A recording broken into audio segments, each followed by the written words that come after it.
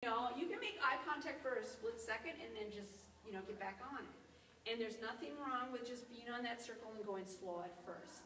So can you see the dog? Yes. While you're looking at your circle? Absolutely. Yeah, and so the circle, like what I'll have people do at first is if you have trouble, you know, there's a lot of people that have trouble just staying on that circle. Basically what you do is you just keep turning like this, out in the open. You don't want to do straight, and then you want to just feel like you're turning all the time. So they have to drive to catch you? Yes. And the good thing about it is that it's a constant, predictable pattern for them, and they can be successful at it. And that's how I teach my young dogs how to heel first, is that. It's all about position, and I do that all the time. And you can do, you know, small circles in it, but, you know, I used to, and I recommend to people if they're starting to do this, is just make a circle. You know, what you can do is either with tape or chalk, you know, just take something, and 20-foot diameter is good, 18 to 20 feet. Make an X in the middle and take a line, just put a little chalk mark and another little chalk mark, you know, and then just stay to the outside of that circle, you know, out to the outside. And I would just, I would just keep, you know, looking in the direction just a little bit ahead of the dog and stay to the outside of that circle. You don't have to worry about any of that. Unless you're just one of those people that are just naturally able to do that. I know at first I wasn't, but I was doing lessons at Twin Cities for a while with some students there, and they started coming here more often. And I noticed that they had taped a big circle there for a while. And you can do that if you have a pole at all. You can do it around the pole or whatever. But anyway, that's a great thing to do to teach position. And then that helps you stay static and not worry about the dog. And it helps you focus on it. The other thing I would do is I would get a metronome and try to stay. Were you explaining to her that there's a metronome for your phone? Yes. Okay. And it's an easy one. It's one I always recommend to people. The main thing is dogs like rhythm. And if you get out of rhythm, they're like, oh my God, they overthink it. He's going to totally overthink it. It happens in agility. You can see the rhythmic changes cause the dogs to come in or change. You know, that gets their attention more. Well, it doesn't healing too. It's no different.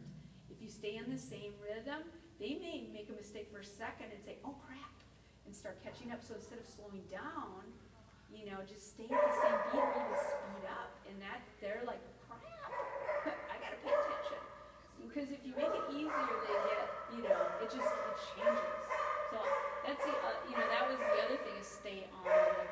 You know, just, even if it's slower at first, you know, put it at, you know, 125, 122, whatever is comfortable for you at first. And then what I would do is I would work, what I tell people to do then, and I told in my class, is you work it and increase it to... Can I grab my phone and see if we can... Yeah, I can do it here too.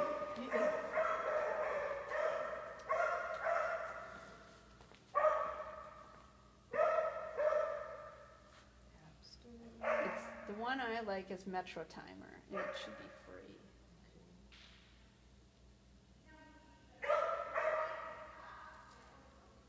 Oops.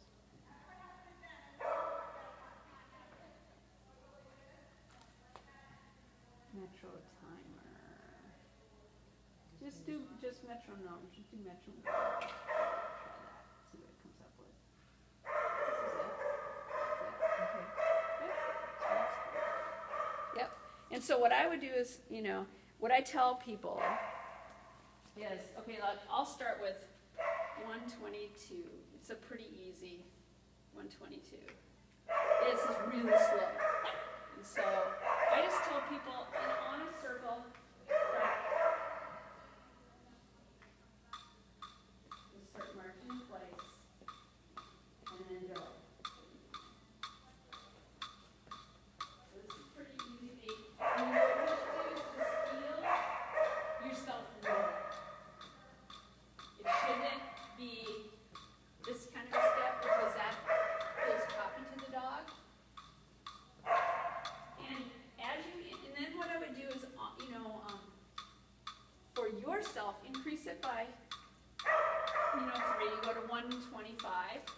and try that and push yourself up to like well past 132. It's good. It doesn't mean that you're gonna ever do that, but it's good. I'm a natural fast Practice. walker. Right. Well, and you know what? Here's the thing about metronome. Because it goes higher, doesn't mean you go faster.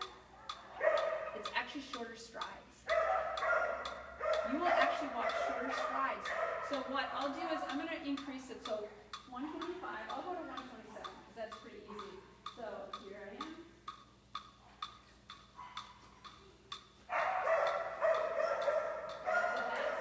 That's 127.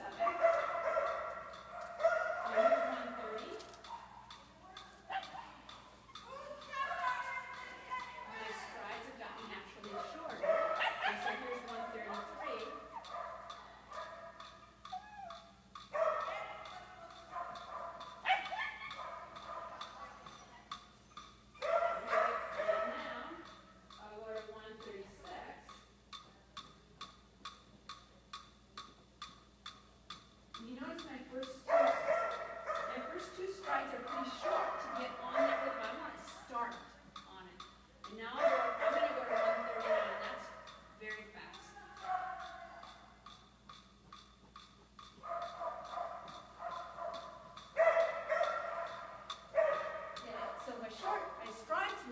Shorter, but you didn't, yeah, you didn't feel it. No, I'm not. And that's the thing what people do is when they go faster, they take bigger strides, and that's going to make it harder. So it's good to push yourself like 139. That's, that's fast, but it shows you how to change rhythm and stay in rhythm and get in rhythm. And the key thing for halts and starts, they're the same, right? There's short steps at first into your stride, whatever stride is rhythmic, and the halt is back on that rhythm to stop. It's those same short strides that you start with, is that what you end on? It's still in rhythm. So like if I was going to go back to normal, like let's just say 132 because that's kind of where I'm at. And I'll just do my slow start. And stop. You see how that Yes, was? I did see that. And what most people do is when they stop, they slow down and the dog's like, oh my God, slow, no, stop. Right. It's confusing to them, right? You stay in rhythm, it's the same thing. Step off, you're short. Step into it, get in a rhythm. Stop, you're still in the same beat. That's what I did. I was in a bronze at a class. You were working with a man, and you posted the loop-de-loop-de-loops. Oh, that was Rick Paisani.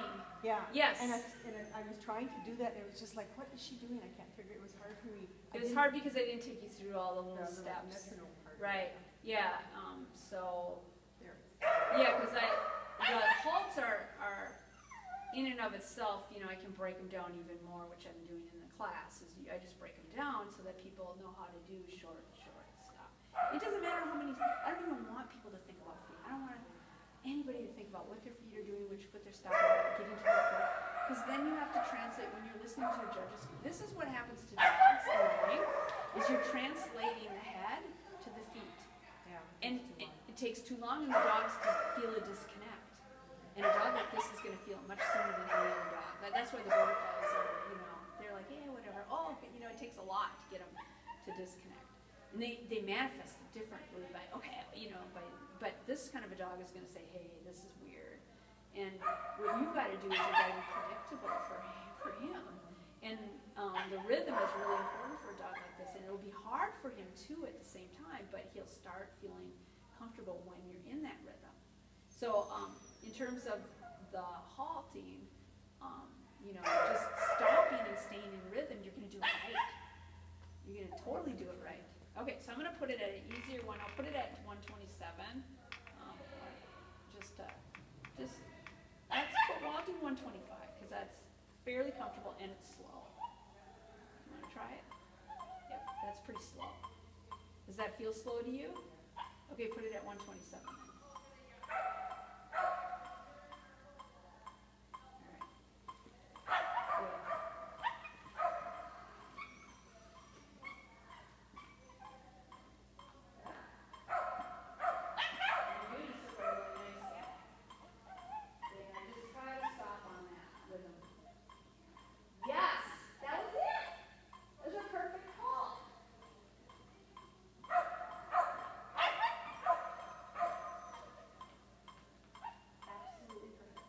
Wow, that feels so different. Okay, so turn that up. I'm gonna see how you normally call it. So just erase everything and just do. How do I stop that? It's this button. It says to stop. Okay. So So just like erase everything you did and just okay, like you tell me to help. This is totally different when someone tells me than when I do it myself. okay. Ready, so All. So those are pretty good. You actually on that stopped in rhythm, in your rhythm. But I suspect that when you're in the rain, you might be worried about your dog, you might that might change. And that's why I want you to learn to really focus on you and let him do his job and let him make little mistakes and try not to acknowledge it with him. Because I really think he's trying, like when he went wide over there and you pointed it up, well, I can see it. But I would just, if he goes wide with me, this may be a little bit different than what I. So there's different kinds of training. Denise does this too. You have different ways of. You always change. So if you're working on something in particular, you want it to be fast and everything. But there might be times where I'm working on recovery, right? And a dog like this needs a lot of work for his recovery. So I'm gonna let him make mistakes and see if he can recover. When he does, we party, or we go a few steps and party. So that's one of those big things. You can make a mistake and recover. yes, yeah, because he'll. So that's well, part of his he's training. number one. He sat on the start line. I say heel, and he just. That's his responsibility. I make a mistake because And then other not times all. we'll heel like 10 steps. He'll start trying to scratch as he heals. Right, He it's doesn't just have to scratch. hitch. It's just stress. Yeah. Right. So he doesn't have that skill. So I would be making. I would be. The trainer part. It's always a huge big thing. Is to be really hard. So when I'm doing stuff, I'm trying to. And what I would do is set up like easy spaces, circle rules, because it's very predictable. You can have distractions down the road, or standing by with other, whatever, and add to that, but it's still a predictable thing where you can fail. And what I would do is I would just keep doing you just keep going, or in fact, go even a little faster. And down the road I would. At first I would just go on your normal speed, let him see that you're healing, and if he's failed too long, come back to him and go ask him again and see if he falls again, healing again. And then he recovered without you helping him. You're still looking at your spot, and you still helping, it's gonna make him feel better. And what I found was, the first, you probably didn't see her, because she was 2 lessons in front of me. She has a dog that came to me that didn't him. And when you talk about a fearful dog, this dog got escaped. It was lost for 3 days. And so the dog